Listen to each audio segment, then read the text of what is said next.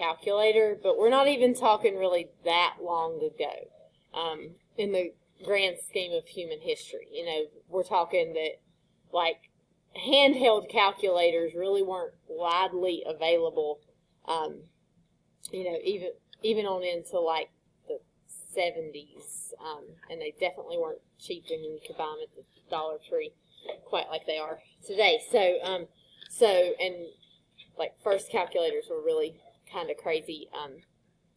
So, definitely, this was really, really, really important for a long part of human history because you could not do a lot of trick stuff unless you knew how to do this. Today, we obviously have calculators, but this is still really important conceptually for you to understand how trig shows up in so many places, because thus far, you have pretty much only used trig with triangles, right? We've used trig with triangles. You might have seen the unit circle before. I think that Matthew said that you had seen it, but that nobody understood it, which is usually how it goes in Math 3 because it's a little tough to wrap your head around.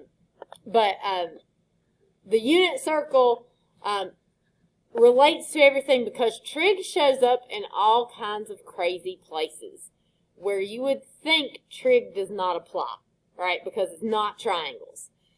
You can use trig for all kinds of crazy stuff that is not triangle based. So this is something that we're going to see sort of helps us relate the concept of triangle trig to its other applications of trig. So it's really important conceptually for like putting all of these ideas together. So so the unit circle is a circle with a radius of 1 that has its center at the origin. Okay, so that means in this circle here, I've drawn this out. You can see that this circle has a radius of 1. So you can see you got this point right here is 1, 1. This is -1. This is -1 here. It also means if it has a radius of 1, what's the length of this side that I have drawn in right here? It is also 1 because that's a radius, right? So we know that side right there is 1. And so there are going to be special angles that we are going to care a lot about because they're very commonly used, right? So those angles are going to, in the first quadrant anyway, it's going to be 30 degrees, 45 degrees, and 60 degrees is what we're going to look at a lot. And you may think of something that we've already used 30s and 45s and 60s for before. Those were our special right triangles. So if we had a right triangle where we had 30 degrees here and 60 here, right here, if we knew the short side, so if we knew that short leg, then the hypotenuse was 2 times that number, and then the longer leg was x times the square root of 3. We went over that in here, I believe, so hopefully you remember that. Then if we had the 45-45-90 triangle, if we knew either one of the legs, because they're going to be the same, this is isosceles right triangle, then the hypotenuse, anybody remember what that is? It is x times square root of 2. So those were shortcuts. It's not terribly important if you remember them, but I am going to use them to do what we're going to do right here. You could use regular trig instead. The problem with regular trig is you're going to get decimals, and unit circle stuff we don't want to use decimals for, so so we're going to use these shortcut rules for it to help us not get decimals here. So so with the unit circle, if I think about this point right here on the circle, and I want to know the coordinates of that point, okay, then I could make myself a little right triangle right here.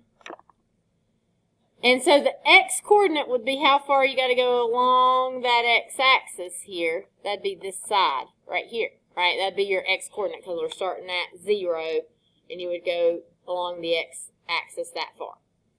And then the y-coordinate right here would be that vertical piece, right? Because it would be the same as if like we started right here, go 0 up to this point, we get y. So I can make myself a right triangle here.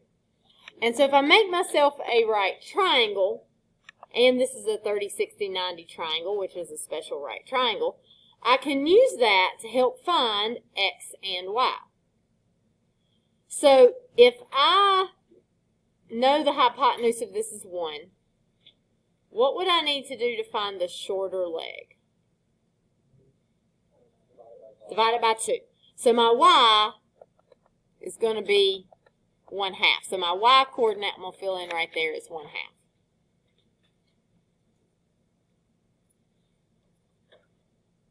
Okay, my x-coordinate, at this point I got 2 options. I could do Pythagorean theorem because I've got 2 sides. Or I could use the shortcut rules, which tells me I need to take the short leg and multiply it by square root of 3 here. So 1/2 times the square root of 3. That'd be like square root of 3 over 1. So that would be square root of 3 over 2. So we get square root of 3 over 2.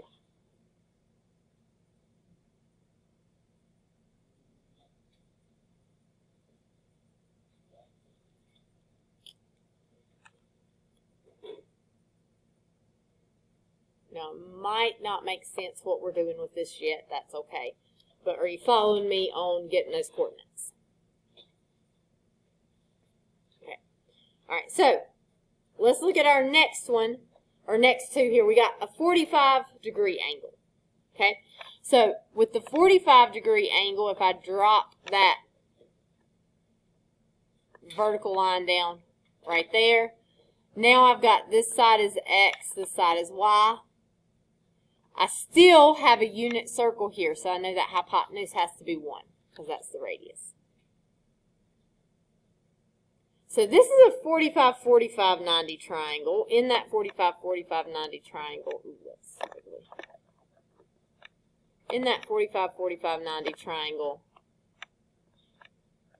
I know both the legs are the same, and the hypotenuse is the leg times the square root of 2. So if I want to go from the hypotenuse to either one of these legs, what do I have to do?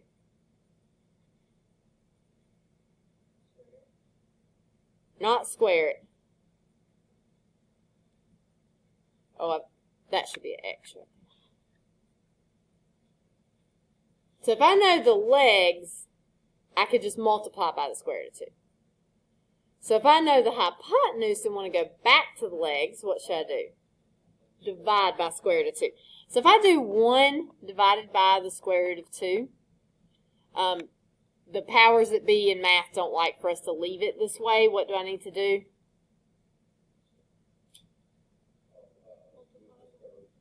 Square root's got to go to the top, and to do that, I multiply by square root of 2 over square root of 2. So that's going to be square root of 2 on the top, and then square root of 2 times square root of 2 is just 2 on the bottom. So this side right here would be square root of 2 over 2, and because these two are equal to each other, this would also be square root of 2 over 2. So the coordinates here, my x-coordinate would be square root of 2 over 2, and my y-coordinate would be square root of 2 over 2.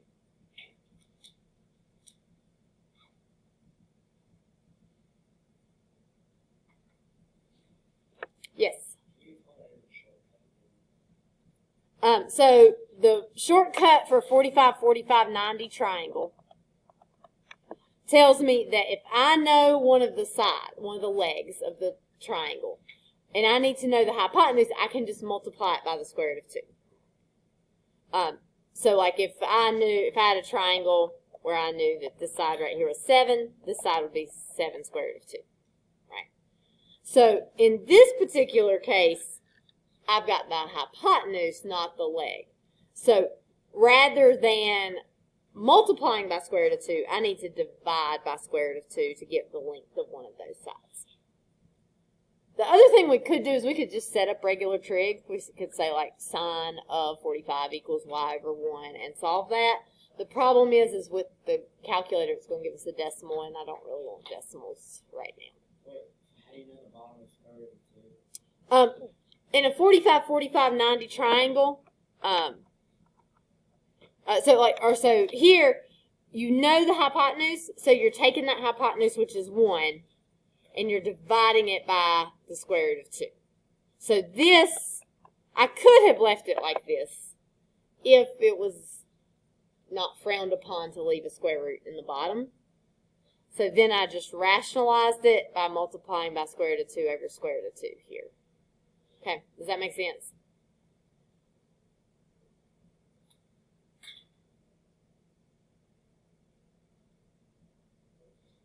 Okay, so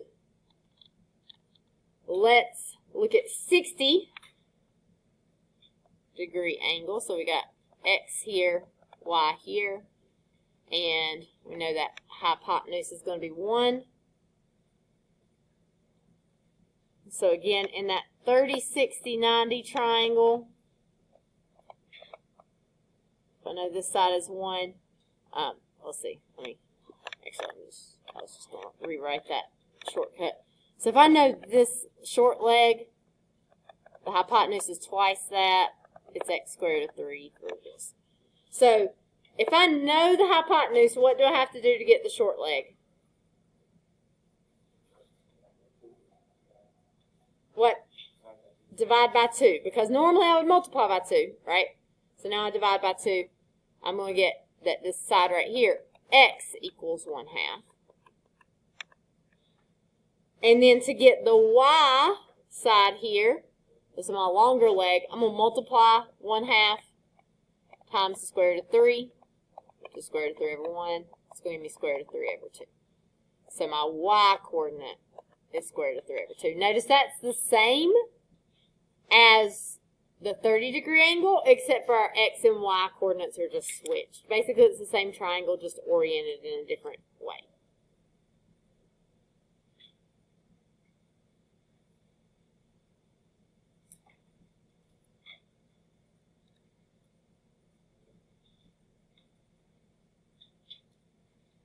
Okay, so let's talk about why we're doing this, what it has to do with trig, and how we're going to use it. So we've got these points here, and in a second we're going to use this to fill in the whole entire unit circle, because we can use symmetry now to look at the second, third, and fourth quadrants, right? So let's think about why we even need to know this right here, okay? So if I have this angle right here is 60 degrees, if I want to know sine of 60 degrees, then that would be opposite over hypotenuse, right? Y over 1, which is just, of course, y, right? If I wanted to know cosine of 60 degrees, that would be adjacent over hypotenuse, which would be x over 1, which of course is just x, right? So it really doesn't even matter where you're at on the circle. I'm going to draw a blank circle here. Alright, so, and let me put the axes here. The best I can. It's not perfect, but. So, it doesn't really matter where I draw my circle at, period. Like, let's say I put a point right here. Okay, I don't even know what this angle right here is.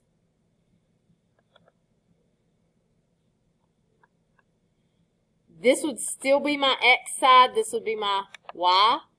So if I wanted to know sine of whatever that angle is, it would be, and this is 1, it would be y over 1, right? Opposite over hypotenuse. If I want to know cosine of theta, it would be adjacent over hypotenuse. All right. So whenever we look at the unit circle, your y-coordinate right here always gives you sine of whatever angle. In this particular case, it's 60 degrees. And your x-coordinate gives you cosine of that angle.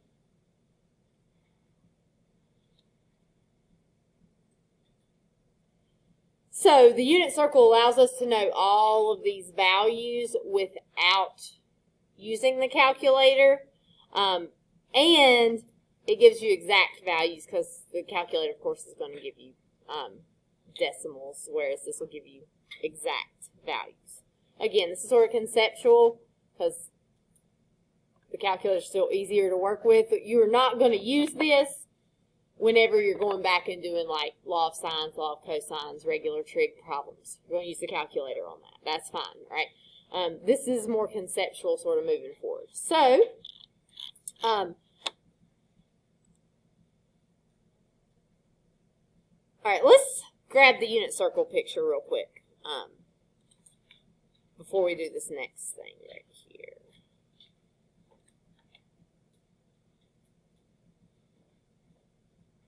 Let me open up mine and I can write on them.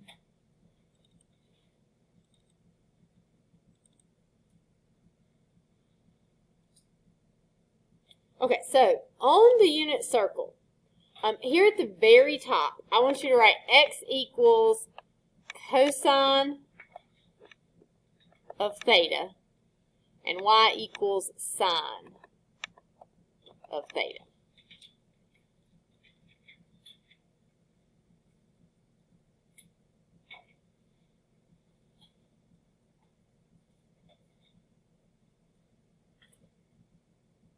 Okay, so we're going to fill in lots of different stuff about this circle right here. So let's think about what we just did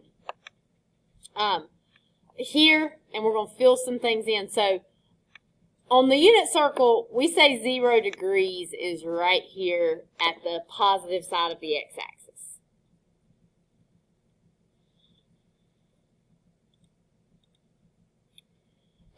And so this is my 30-degree angle because this little angle right here is 30 degrees. Now, I'm going to show you what I think of whenever I do this. So this is 30 degrees. So if I go that same distance, notice I skipped that one line right there. That's another 30 degrees because it's that same distance, right? So that gives me 60 degrees right here. And in between would have to be 45, right? Then, if I go that same distance again, what am I going to be at? 90 degrees, right? And then, same distance again, 120. Right, I'm just adding 30 each time. Then, notice I'm skipping this little one right here that kind of is in between. This is going to be 150 here. This will be 180. Go ahead and highlight these.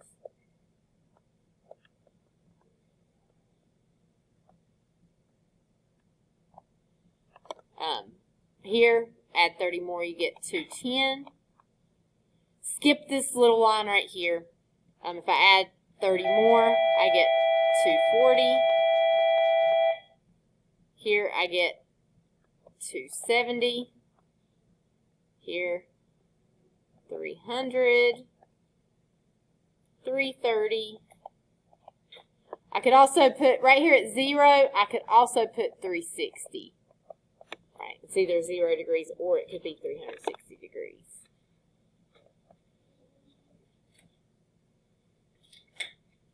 So that fills in most of the angles that we want to have on our unit circle. It does leave a few that are not filled in. So somebody already told me right here, between 30 and 60, what am I going to have? That's my 45-degree angle, right? We know that just because it's halfway between. So let's think of it this way. I'm going to use a different color on my highlighter. Let's use a green. So that was 45 degrees. So if I add 45 again, that would get me right here, which would be 90, right? If I add 45 again, what will I get? 135. Or you could just still think of it as what's halfway between 120 and 150. That'll work too. Then if you add 45 again, you'll get 180. If I add 45 again, what am I going to get here? 225. This will give me 270. If I add 45 one more time, 315. So one of the big things you got to know is you got to know how to fill in all of these angles in degrees. All right, are we okay here? Okay, so we just found everything we need to know in the first quadrant, basically. So at 30, we found that we got square root of 3 over 2 and 1/2. To think about that, something that helps me a little bit is if we think about making this right triangle right here, the x side is going to be longer than the y side here. Square root of 3 over 2 is bigger than 1/2. At 45 degrees, we got square root of 2 over 2 for both coordinates. And then at 60 degrees, we got 1/2 over square root of 3 over 2.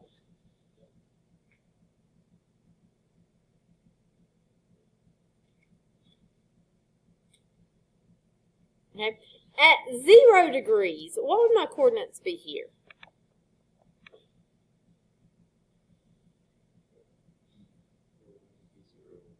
Y is going to be 0. X is going to be 1. So this is 1, 0. Think about just graphing, the points there. If you got a point right here, the coordinates of that are 1, 0. What about here at 90 degrees? 0, 1. What about at 180? Negative 1, 0. And at 270? 0, negative 1.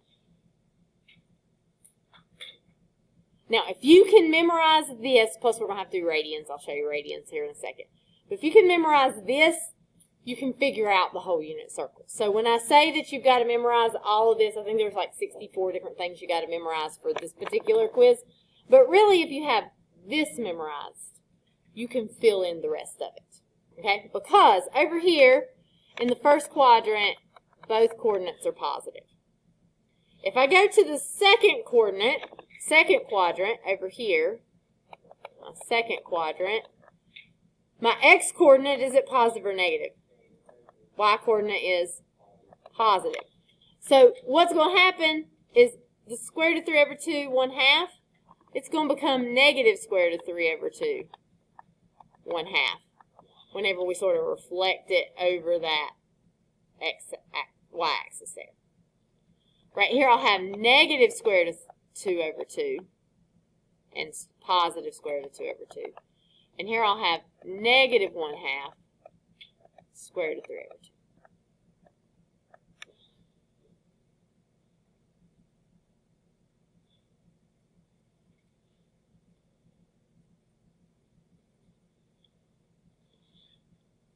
Then, if I want to know third quadrant, in the third quadrant down here, both are negative. So, right here, this negative square root of 3 over 2, 1/2 is going to be negative square root of 3 over 2, negative 1/2.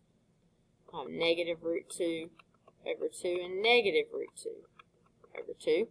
And then I'll have negative 1/2, negative root 3 over 2.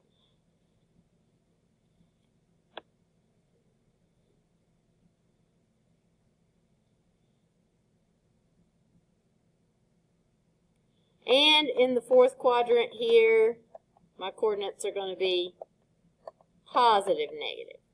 So right here, I have positive square root of 3 over 2, negative 1/2. Positive square root of 2 over 2, negative square root of 2 over 2.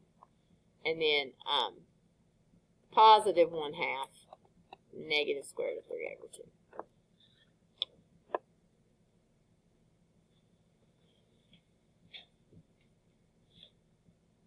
So we're going to use unit circle a lot.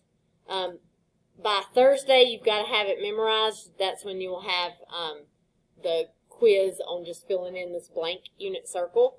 But if you, and then after we've taken that quiz on Thursday, everything from there on out, you will not get the unit circle on anything. You'll be expected to have it memorized. I will usually give you like a small blank unit circle that you can use to fill in, but it'll be blank whenever you get it. So this will all have to be memorized, but if you just have that first quadrant memorized, then you can really fill in the rest of it just sort of using logic rather than having it memorized. So you don't necessarily have to be able to tell it to me like super quick, but you better be able to figure it out without having a calculator or looking at the unit circle. Okay. Questions? Some teachers, like Rushi's pre-cal teacher, will make you memorize these where you can just like spit them out immediately, know them in your head. Because Rushi can do that. Because his teacher made him, he told me about it. But I want you to be able to know that first quadrant perfectly, and then I need you to be able to figure out anything else on the unit circle. It might take you a second. You might not be able to do it off the top of your head, but you'll be able to figure out anything else on the unit circle. Okay, so there's a few more things that we have to know on the unit circle. And one of those is, one more thing really that we have to know on the unit circle, and that is radian degrees. Radian measures for our angles. So I'm going to do this here, especially since we had sort of a long break. We are supposed to convert each degree measure to radians. So remember on that activity we were doing with the string, we found out that 180 degrees equals pi radians. So if we need to convert each measure to radians, then we can set up a proportion for that. So this will be Mia, what you missed when you were out on Wednesday. So I could sort of go through it logically, or I can start off with 180 degrees over pi, or you could do pi over 180, set it however you want, equals 135 over x. So we can always use 180 over pi because 180 equals pi. And then we're just going to set up the other piece of our proportion here. So we would get 180x equals 135 pi. And to find that x, we would divide by 180. And you would reduce that there. 135 over 180 is going to reduce to, I think it's 2/3, but somebody check me on that. It's 2/3. What is it? That's 3/4. 3 pi over 4. There.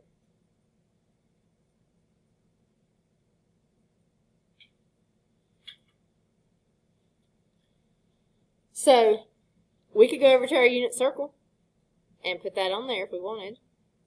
135 degrees could also be called 3 pi over 4. And we'll show you an even better way in a second.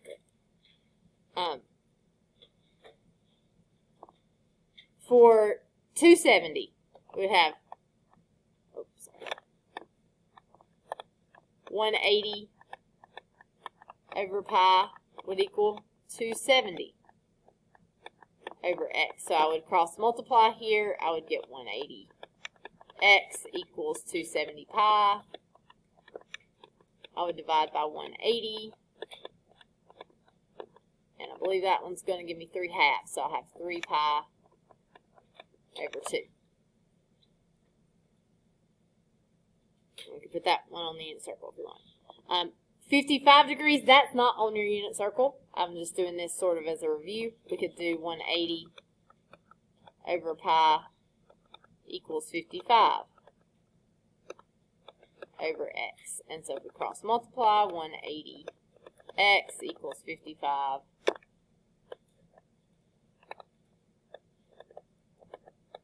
pi. Divide both sides by 180. And 55 over 180, is it, what does it reduce to? 11 over 36. So this is not a unit circle value here. 11 pi over 36.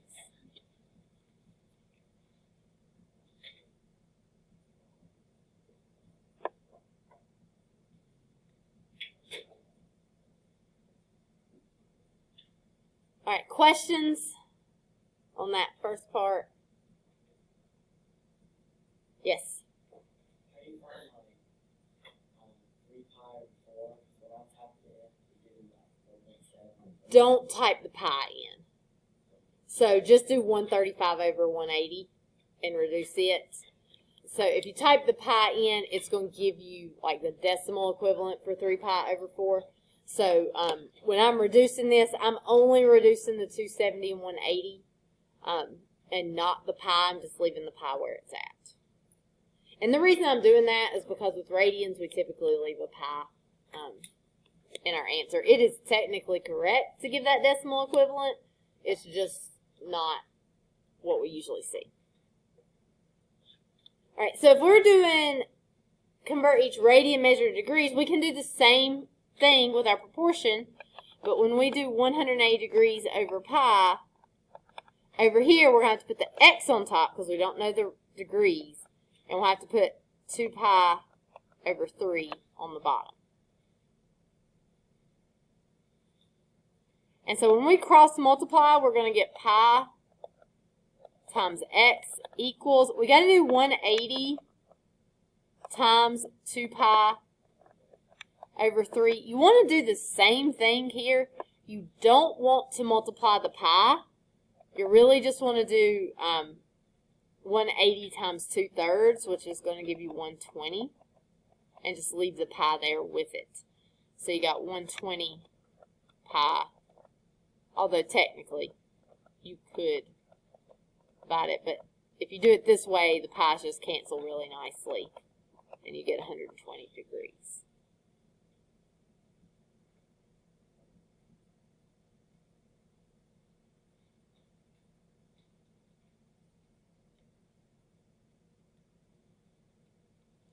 So for example 5, we could set it up like this. 180 over pi equals x over 5 pi over 6. We'll cross multiply. We'll get pi times x equals, this time we're doing 180 times 5 pi over 6. So 5/6 of 180 is going to be 150. So we get 150 pi. We divide the pi.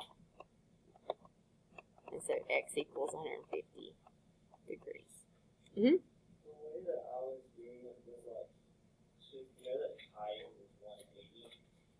Like I was doing like for this number 5, like 5 times 180 divided by 6. Is that okay to do? And I got 150. Yes. Yeah, that'll work too. Yeah. I typically teach proportions just because it's like a reliable go back to it no matter what you know sort of way. But I encourage you to kind of look for those shortcuts as long as they make sense to you. That's a good idea. Okay. And the last one, we got 180 over pi is going to equal, In this case, radians goes on the bottom. We got 1.35. Now, for this one, there is no pi. You got pi times x equals, this is definitely a calculator problem, 180 times 1.35 is going to give me 243. And then I'm going to divide by pi. Well, when I do that, I really can't leave pi in my answer. I could, but it'd be in the denominator. And it's irrational, so they don't like that. So 77.349 degrees. So if you have decimals, you'll use decimals there. Yes? You could, but it's not going to really get you anywhere much on this because you're still got to divide by pi, which is, you know, a long repeating decimal. So, and we don't like leaving pi in the bottom of a fraction. Notice like all our other ones, we got 2 pi, the pi's all in the top. So if it has a decimal like it does on this one, just give your answer as a decimal is typically what we'll see. Now 3 and 6 have nothing to do with the unit circle, but the other 4 are values from the unit circle. So we could sit here and we could convert every single one of these. But let's think about how we could do this logically, okay? So let's think about the same, sort of the same way that we did the degrees. So I know that if this is 0 here, it's still 0 radians also.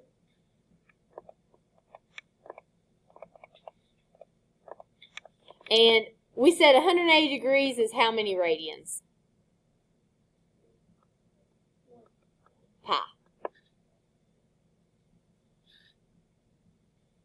So it's 3.14 radians.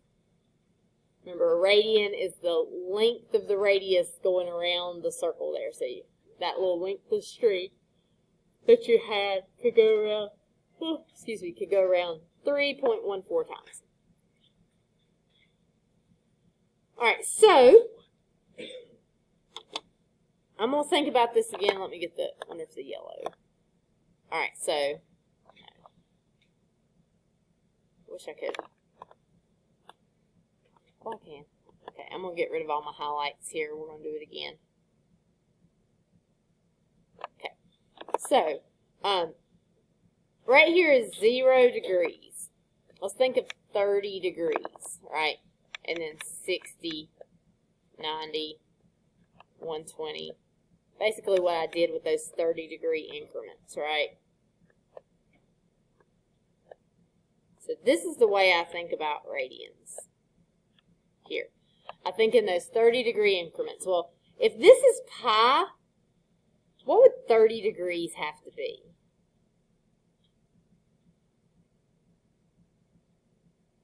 Pi is half of the circle, right? How many pieces has that half of the circle been split into with my yellow highlights there? 1, 2, 3, 4, 5, 6, right? So if half of the circle is pi, 30 degrees is going to be pi divided by 6.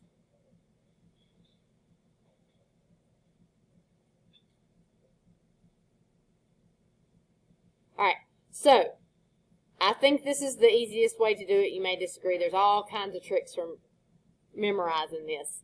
So I'm going to write this down, then we're going to come back and reduce. If that is pi over 6, the next one is 2 pi over 6. And then 3 pi over 6. And then 4 pi over 6, 5 pi over 6, 6 pi over 6, 7 pi over 6, 8 pi over 6, 9 pi over 6, 10 pi over 6, 11 pi over 6, and then back here would be also 12 pi over 6. So I'm just counting, right? But mostly just because we're going to skip all these extra 12s here that are not shown, right? Because we like, so like we could, like 45, we could make it over 12. But But the whole circle is divided into 12 pieces total. right, but the whole circle is 2 pi. Yeah, whole circle is 2 pi. So 2 pi over 12 would reduce to be pi over 6. Yeah.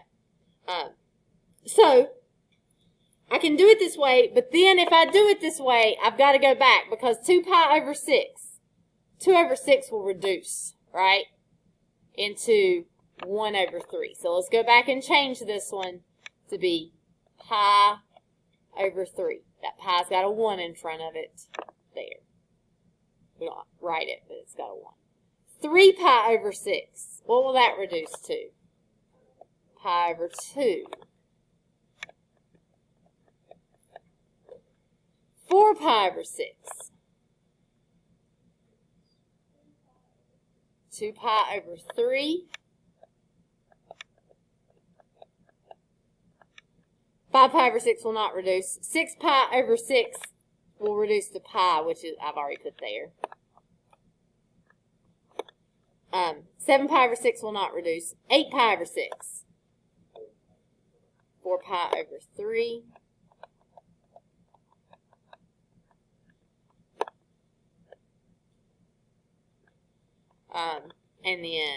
9 pi over 3, 9 pi over 6,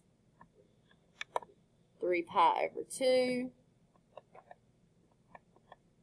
10 pi over 6, 5 pi over 3, 11 pi over 6 will not reduce.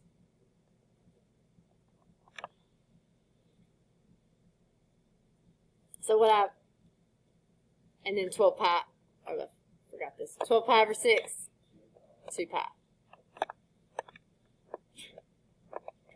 And again, here for 2 pi, that's like 360 degrees. You could put that or you could put 0 right there. It's the same spot.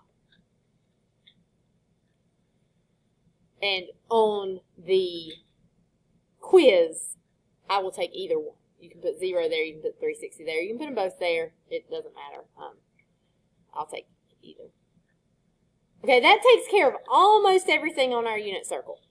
But, I'm going to go back here now, get rid of these. We do still need these 45-degree angles here. So let me use green here for this. So 45, 135, 225, and 315. We still got to find those. So I'm going to also include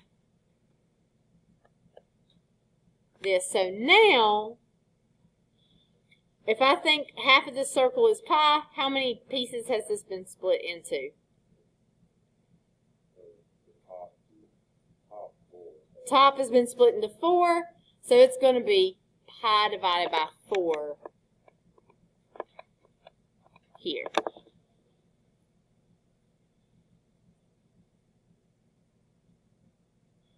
So 45 degrees is pi divided by 4. Now, we can use these green highlights that I have here, and we can do the same thing that we just did. So if this is pi over 4, this is 2 pi over 4, which reduces to pi over 2, right? Then we would have 3 pi over 4, which I actually already wrote down because that was one of the first ones that we converted on the worksheet. Then we would have 4 pi over 4, 5 pi over 4, 6 pi over 4, 7 pi over 4, and then 8 pi over 4. And because we've already done the 30-degree increments, 2 pi over 4 reduces to pi over 2, which we already have there. 4 pi over 4 reduces to pi, which we already have here. And 6 pi over 4 reduces to 3 pi over 2, which we already have here. So now we have all of our radian measures on here.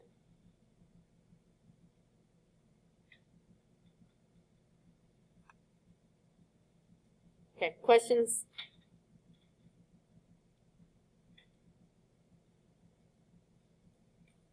All right, this is everything you got to know on the unit circle. This is exactly what you'll need to put on your paper for the unit, or not the, for the unit circle quiz that we'll have on Thursday. Alright, so you'll need to know this. Now, let's see what we use this for, okay? So, what we use this unit circle for, and this will be the quiz on Wednesday. Oh, wait, we got to review this first. Then we'll show you what we use this for. So, sine and cosine are your x and y coordinates on that unit circle. Tangent, secant, cosecant, and cotangent are not on the unit circle. But we can figure them out from the unit circle. So, tangent, I'm going to show you the long way of why this is, and then the other ones I'm just going to give to you. So, tangent, we should know that is opposite over adjacent. Right? We can also say that tangent is sine of theta over cosine of theta.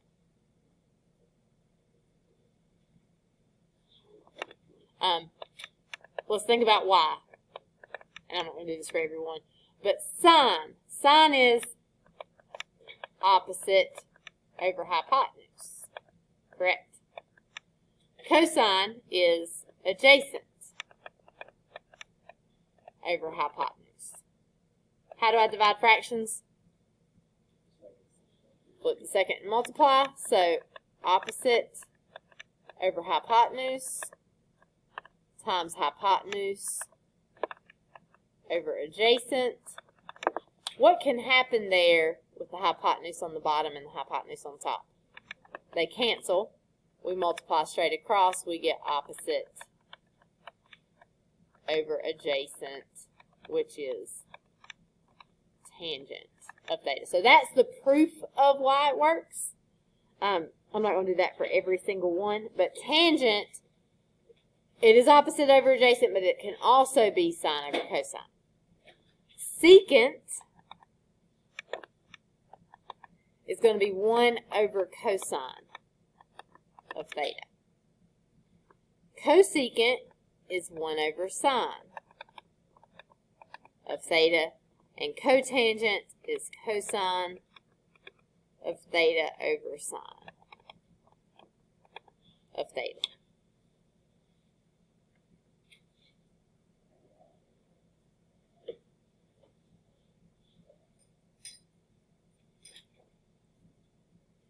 Again, we did this a little bit whenever we were doing the secant, cosecant stuff, but secant and cosine have to go together, cosecant and sine have to go together, because you have to have a co with every pair. So like secant and sine cannot go together because one of them has to be a co. Okay, questions? Alright, so let's look at how to use this unit circle. Okay, so this will definitely be calculator inactive. You guys will have a quiz where you are going to do this for me on Wednesday. And on Wednesday you can use your unit circle because we're not having the unit circle memorization quiz until Thursday, right? So at that point you can still use your unit circle.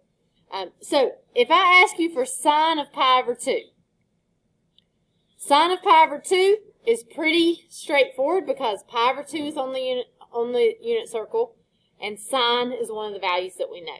So we got to remember x is cosine of theta and y is sine of theta. So if we've got pi over 2 is right here on my unit circle. I'm going to go to the coordinates that go with it, and sine is my y coordinate, so it's just going to equal 1.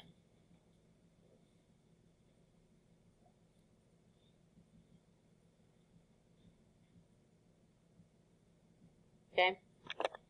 So, number 2, also pretty straightforward.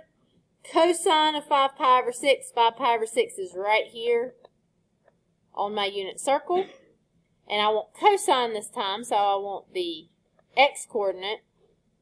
And so it is negative square root of 3 over 2. And if we were to type cosine of 5 pi over 6 into the calculator, it would give us the decimal equivalent of negative square root of 3 over 2, as long as we are in radian mode, because these are radian measures. I did pretty much everything here in radians just because I feel like that's probably what you're not familiar with and need more practice here. I could have also asked you here for cosine of 150 degrees, and it'd be the exact same problem. All right, let's look at what happens if we got negative angles. So negative pi over 3. We did this a little bit already when we were doing vectors, right? And I told you that this was the case.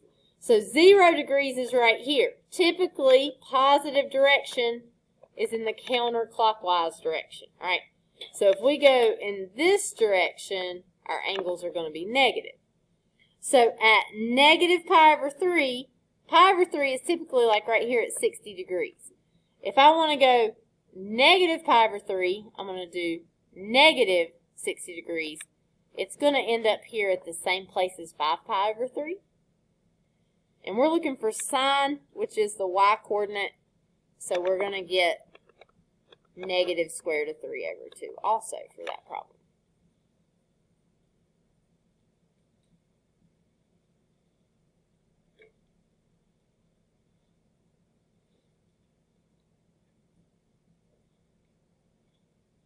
Now, another thing that you can do for this, no matter what direction I'm facing, so if I'm facing like this direction, right?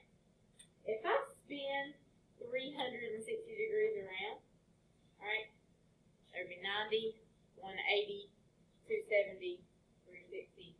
I'm facing back where I was facing, right? And that would be true no matter which direction I was facing.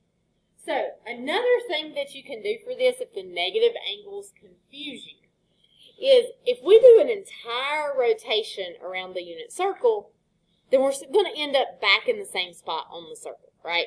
So the other thing that we could do here is we could take negative pi over 3 and we could add 2 pi, because 2 pi is like 360. It's a full rotation around the circle. You would have to get common denominators to add those together, which means you'd have to multiply by 3 on the top and the bottom here. So you get negative pi over 3 times, or plus 6 pi over 3. And negative pi over 3 plus 6 pi over 3 would be 5 pi over 3, which is where we were at on our unit circle. I usually just think about going backwards in that direction, but if it's messing you up, you could just add or subtract 2 pi till you get something that's actually on the unit circle. You're definitely going to need that on number 4 because it's 3 pi on our unit circle. Nowhere, right? What we can do here is we can always add or subtract 2 pi, and it's going to get us back to that same spot. These are called coterminal angles. I didn't put that on the notes, but if you ever see that phrase, that's what it's talking about. They're coterminal angles. They have the same position on the unit circle. So 3 pi, if we subtract 2 pi, is going to give us just pi, right? 1 pi. So 3 pi is going to be in the same position. It's just 1 pi. And this question asks us for sine of 3 pi. So, let's see, Matthew Bashirs, what's sine of 3 pi going to give us? Is sine that x-coordinate or the y-coordinate there? Y. And that, at this point, is going to be 0. So this would be 0.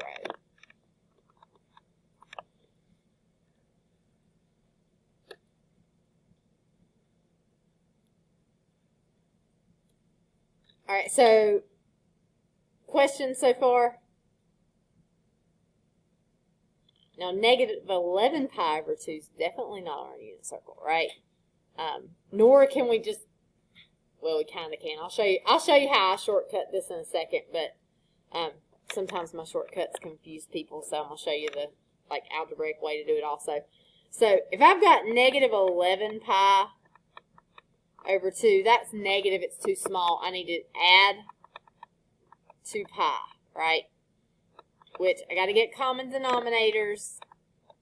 So I'd have to multiply 2 on top and bottom.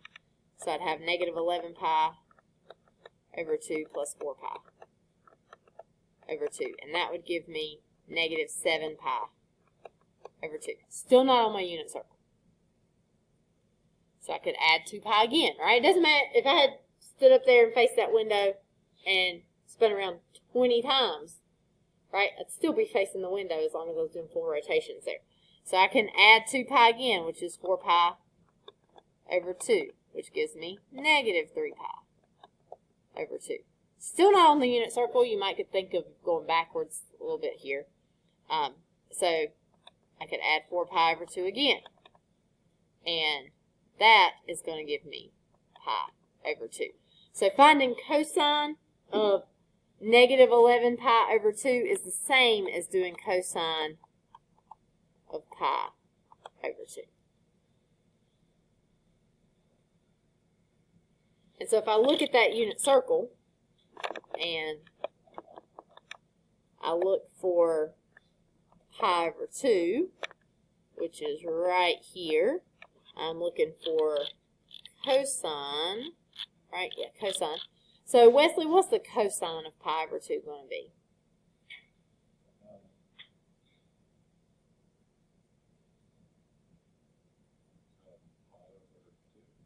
Pi over 2 is right here. Is cosine our x coordinate or our y coordinate? 0, just 0. This would be 0.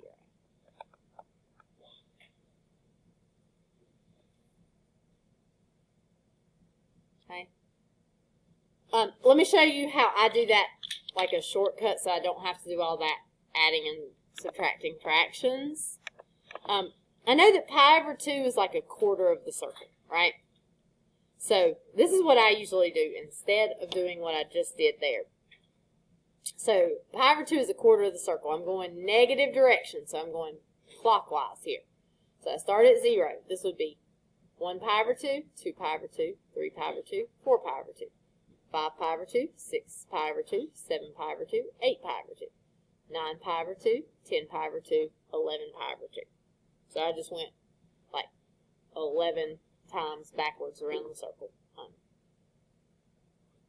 So you definitely can sort of think through that logically. You don't have to show work or anything for these, as long as it makes sense to you.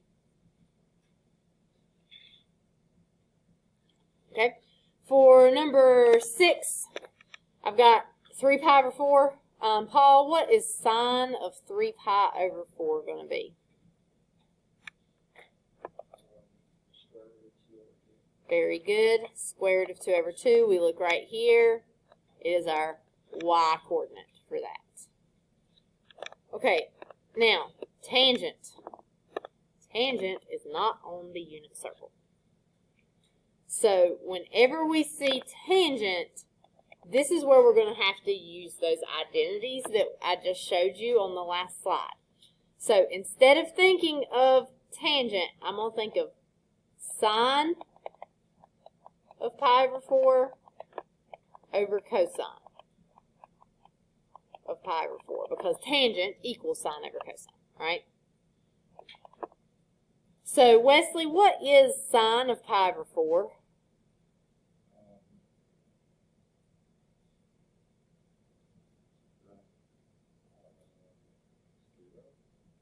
No. Pi over 4 is right here, like 45 degrees.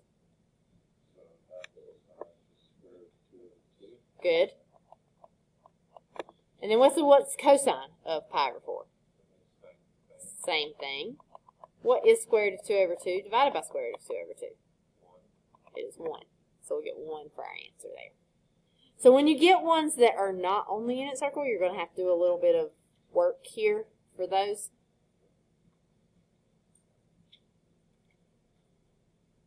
So for number 8, it asks us for secant of pi over 2. Secant is not on the unit circle, but secant does equal 1 over cosine of pi over 2.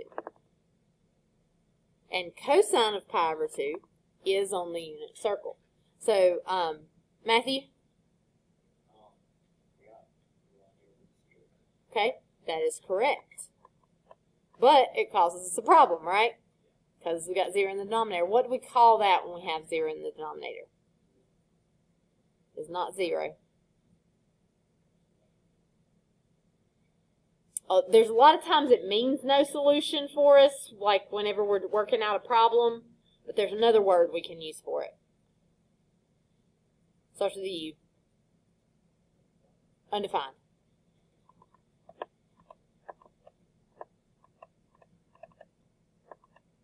So, secant of pi over 2 is undefined. It does not exist.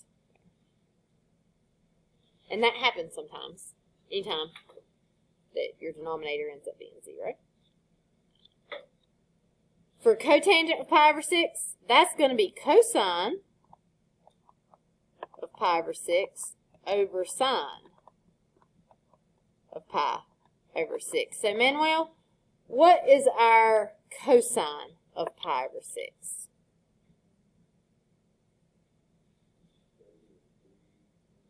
Yes.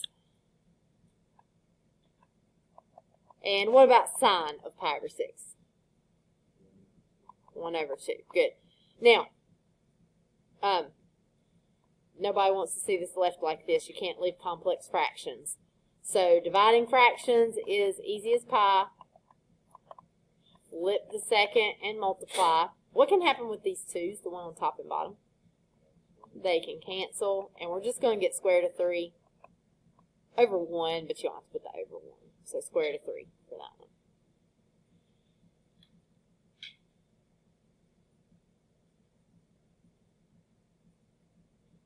Cosecant, not on the unit circle, but sine is, and this is 1 over sine of 2 pi over 3. And let's see, Lauren, what is sine of 2 pi over 3? Good. So we got 1 over the square root of 3 over 2. Again, you can't leave it like this, right? Can't leave fractions inside of fractions. So we're going to have to do 1 times 2 over root 3, which is just going to give us 2 over root 3. We can't leave square roots in the denominator, so we'll have to multiply by square root of 3 on top and bottom. And we'll get 2 square root of 3 over 3.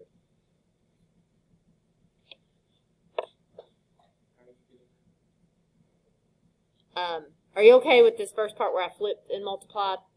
Okay, so I've got, this is a fraction here on the bottom. So dividing fractions is easy as pie. Flip the second and multiply. So I took square root of 3 over 2 and flipped it, made it 2 over square root of 3. Right, and since it's just 1 here, that just equals 2 over root 3. And then you got to rationalize that denominator.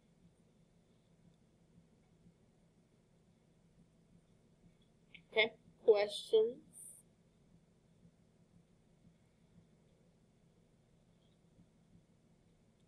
Okay, we're not going to do all of these because I want you to have a couple minutes to do some work.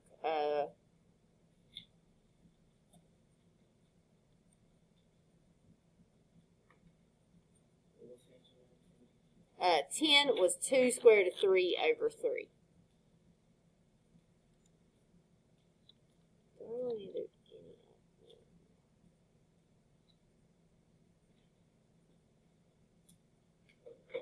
I feel like we've had sufficient practice here. Just make sure if you have negative, like if you have, let's look at 14 real quick. If you have negative 5 pi over 6, positive 5 pi over 6 is, going this far in this direction, right? So negative 5 pi over 6 would be that far in this direction. It would be the same as 7 pi over 6. So for secant, you would have 1 over cosine of negative 5 pi over 6, which would be 1 over cosine is the y-coordinate, x-coordinate, so negative square root of 3 over 2. It's going to end up pretty similar to our last problem. You got to do 1 times negative 2 over root 3, and you're going to end up with negative 2 root 3. over 3. There, you'll see these show up with the same answers over and over and over and over and over again, just some positive, some negative. So you'll see that happens. So I can't remember if I put it as a grade or not. I think I did. So there's also one other thing. I've got it for work tomorrow, mostly because I don't think this who knows. Delta Math may or may not take you very long tomorrow. But right here, tomorrow's assignment, there's going to be a practice quiz 6.1. That's for the quiz we're going to take on Wednesday. So if you click on it and take it, it is going to give you like just problems like you'll see. It's just like what's on this worksheet. So like sine of 0, you would look at 0, you would find the y coordinate, it is 0. You'll know they're all going to look like this. They're all going to have this like long list of possibilities because those are all of the possibilities you could get for trig functions. And then so, oh, it only has one question. I've got to fix this. It should have, I think I put 10 questions on the actual quiz. I probably did that wrong whenever I set that up. So I'm going to fix this, but then you would go to the next one. So that's what your quiz is going to be like on Wednesday. So, and you can still use your unit circle. So the quiz on Wednesday is on Canvas, but it's basically like doing this worksheet. And if you want to